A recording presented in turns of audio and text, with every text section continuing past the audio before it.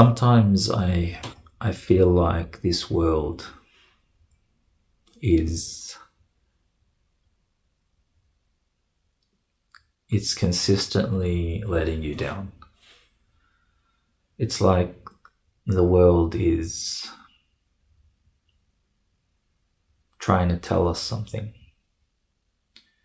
Like we grow up and we come into this world and we're young, we're vibrant, we have dreams, we have imagination. We want to become something, and as you kind of grow up, you kind of learn more about yourself and don't really come to terms with who you are until you really kind of had a few experiences and maybe come close to reality. You've come face to face with your sense of self. You've asked yourself questions like, who am I? Where am I? What am I doing here? Where am I going? We come to terms with our morality, mortality. We're obviously not gonna stay here forever. It's a bit scary, but at the same time, it's relieving because personally, I wouldn't want to be here for forever. This world is a chaotic place most times. What am I trying to say here?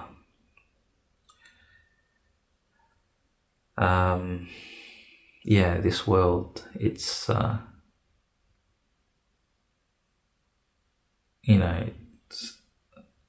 sometimes does break you. And they say, breaks you to make you type of thing.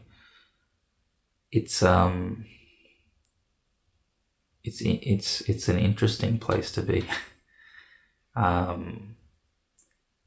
Because a lot of some people would say that nature it's cruel, and we don't understand what's kind of happening, but nature needs to be cruel sometimes in order for the system to kind of keep going. You've got lions that hunt, they kill an animal struggles and dies. That whole process it's a ruthless process. And so this world can be quite cruel, and I personally think that this world is designed to break your heart. It's designed to consistently show you that it's not your final abode. And when you put your hopes and your dreams in this world, and it consistently shows you that this is not where your hopes should lie. So I think it's something to think about. I get mind boggled sometimes to see the investment of some people in their 70 years of existence. They're so invested in this life, and they that's all they see. It's what's in front of them. But I think that a person should live a life that goes beyond this world, and their hopes should surpass this world. And that life shouldn't just be about what's happening within the 70 years or so of your existence. I probably digress a little bit, but I want to come back to this life designed to not show up for you, not fulfill your dreams, not not to make everything go smoothly for you. You know, we have this concept that people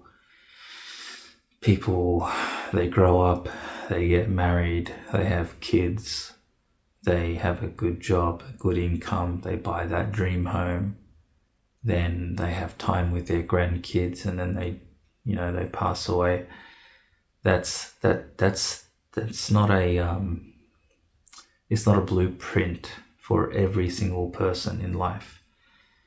You have people that are addicted to drugs, people that never get married, people that never have offspring, people that never become grandfathers, never have, they stop speaking to their family. They're basically separated from their partners, divorced. All these type of things happens, and you got to think to yourself, there isn't a system that I can expect what will happen tomorrow, because there's no promise made to us that you're going to get married, you're going to have kids, you're going to get a nice house, a nice job, and you're not going to have any problems. I think that's the problem itself. I think the problem is our expectations of this world are not what this world is meant to be. I believe that it's always going to be a transit zone, like an airport. You come, you go. There's been so many people like me and you here. They've done their 70 years or so and they've left, and you start wondering why. You start wondering what's the purpose here, and you don't want to think about that, because you feel like you want to get on top of things in this world so you don't get manipulated by the system. People want to be financially independent, then we'll think about purpose and stuff like that. But the reality is, you got to think about it, whether you like it or not. If you think about it now, 100 years, 10 years from now, 20 years from now, you have to think about it. It's gonna, every day you get closer to the day that you go, and the day that you die, you go into your grave.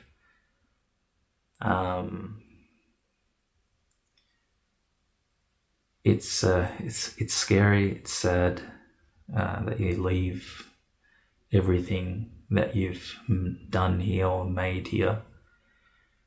You leave your kids, and you're kind of, you've forgotten. If I asked you, do you know who your great-great-great-great-grandfather was? You probably don't know. It's an unusual existence that we have here, and but I do believe that it's designed like this, and I really think that this life's beyond us, and we can't really fathom everything. And I start to think to myself, so what matters? What really matters? And I guess a lot of people say to you, well, just be a good person, and that's what matters. That's what really matters. And I think that there's truth to that. I think that there's beauty in kindness, and in being selfless, and being a person who doesn't cause harm to others. And I think it's definitely a concept that aligns with our nature. I also think that doing, charity work and things that benefit humanity, whether it's standing up for Palestine or helping orphans in need, these type of things, I think at the end of the day is what really matters. My grandfather used to say, he passed away at around 90 years of age. He said there was a little poem he used to say, and the meaning of it is, "Oh, the one who has been busied with this world and has been fooled by high hopes of tomorrow. Death comes all of a sudden, and the grave is a box of your good deeds." I think that really sums up this world. And I think that the world will disappoint us until we figure that point out, that we're here to benefit others and to be benefit to the planet, whether that's in humanitarian work or helping animals, or relieving distress from people that are suffering from mental illness. And you often see people like Bill Gates and people who have a lot of money. They start doing good things because they come to terms with money not being what they thought it was, and they start finding that sense of fulfillment in causing joy to others or removing harm from others. I think Jim Carrey, he said, if you have a lot of money, what did Jim Carrey say? He said he wishes that everyone has a lot of money so that they realize that it's not what they wanted. And I think that's pretty profound. And I don't know if I'll ever get it, because part of me still wants money, but part of me wants it only because it provides a level of autonomy in life, and I don't want to be subject to this 9-to-5 system that we have in the world at the moment. It's a dull system, a system that really suppresses the human ambition to improve and to manifest things in the world that will make the world a better place.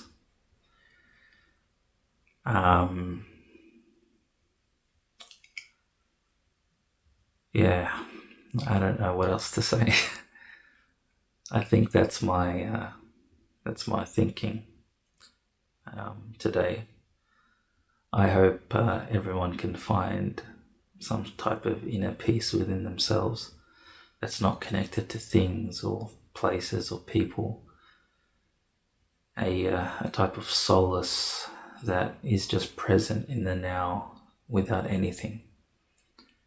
And I wish everyone joy and happiness, contentment, and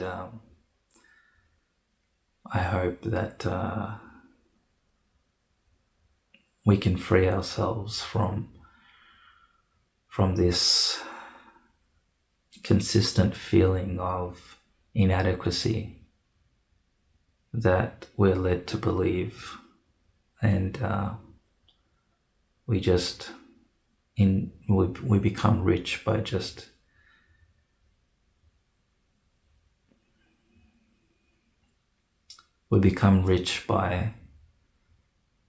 by life itself, and by immersing ourselves in the experience of life with what we have, and find joy in that, rather than always looking forward to something else, something to make us complete. I think it's a fallacy, and it's a deep programming within us that really is false. And I think the world consistently tries to make us understand that. And hopefully we'll understand one day. Thanks for tuning in, and I wish you all well.